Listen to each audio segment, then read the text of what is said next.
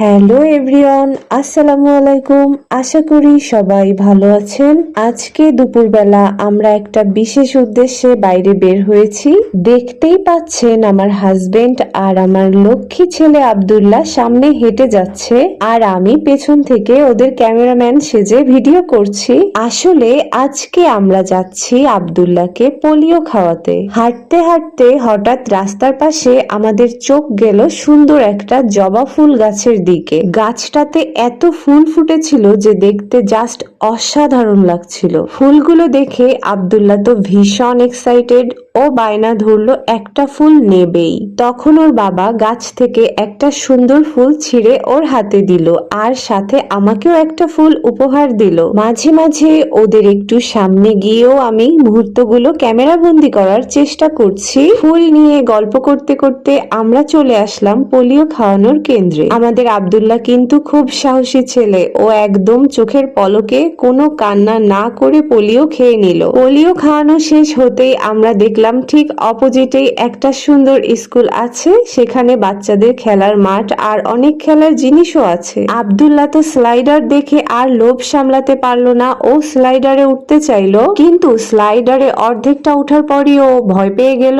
ও বুঝতে পারছিল না কিভাবে নামবে, একদম টেনশনে পড়ে গেল। ও মাঝে মাঝে ওঠে, কিন্তু এটা একটু উঁচু হওয়ায় তার উপর বৃষ্টিতে একটু পিছলা পিছলা ছিল, এই জন্য ভয় পেয়েছিল। তখন ওর বাবা গিয়ে ওকে সুন্দর করে বসিয়ে স্লাইডার দিয়ে মজা করে নামিয়ে দিল। সত্যি বলতে এই ছোট ছোট মুহূর্তগুলো মনটাকে একদম ভালো করে দেয়। পাশেই দুটো টায়ারের দোলনা বাঁধা ছিল।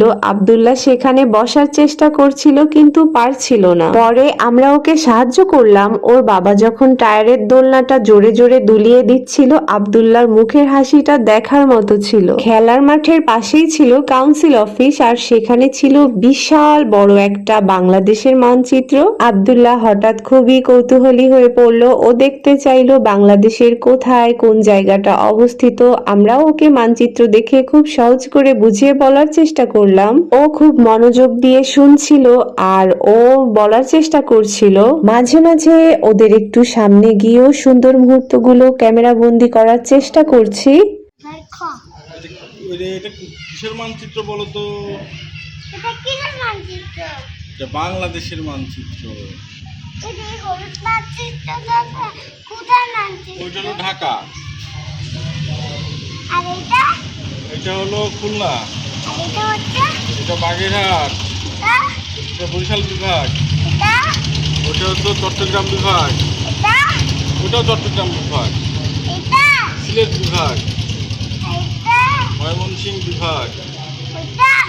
ওইটা রংপুর বিভাগ। আর এইটা রাজশাহী বিভাগ। এটা হচ্ছে রাজশাহী বিভাগ। হ্যাঁ, তো ময়লা থাক, হাতে লাগায় না। না, ময়লা। কোনো ময়লা নেই। আসো চলো, মানচিত্র ওখানে উঠতে যাই। ওর উপরে আর ওঠা যাবে না। আসো। উরি বাবা, যদি একবার এর উপরে উঠিস পরে একেবারে মাথা ভাঙবে। মানচিত্র দেখা শেষে আমরা বাড়ির দিকে রওনা হলাম। প্রথমে গলির রাস্তা দিয়ে গল্প করতে করতেই যাচ্ছিলাম, কিন্তু আব্দুল্লাহ বলল ও এখনই বাসায় ফিরবে না। ও বিশ্ব রোড হয়ে মেইন রাস্তা দিয়ে হেঁটে হেঁটে গাড়ি দেখতে দেখতে বাড়ি যাবে। এটা কোনো কথা? একে তো ঠিক দুপুরবেলা, আর তার উপর প্রচন্ড গরম ছিল সেদিন। কি আর করার, ওর বায়না শুনতেই বাধ্য হলাম। কিন্তু পোলিও খাওয়ানোর উসিলায় আমাদের দারুণ একটা ফ্যামিলি আউটডোর ঘোরাঘুরি হয়ে গেল। ওর কথা মেনে নিয়ে বিশ্ব রোড হয়ে মেইন রাস্তা দিয়ে হেঁটে হেঁটে গাড়ি দেখতে দেখতেই আমরা বাড়ির পথে রওনা দিলাম। বিশ্ব রোড দিয়ে বাড়ি যাওয়ার সময় যখন বিভিন্ন গাড়ি দেখা যাচ্ছিল, বিশেষ করে বাস, তখন সেই বাসের নাম বলতে হবে ওকে। কোনটা কি বাস, সেই নামগুলো ওকে অবশ্যই বলতে হবে। কোন গাড়িটার কি নাম, এটা শুনতেই ওর খুব ভালো লাগে। যাই হোক, আজকের এই সুন্দর দিনটা আমাদের অনেক দিন মনে থাকবে। ভিডিওটি ভালো লাগলে অবশ্যই লাইক, কমেন্ট এবং সাবস্ক্রাইব করতে ভুলবেন না। সবাই ভালো থাকবেন। আল্লাহ হাফেজ।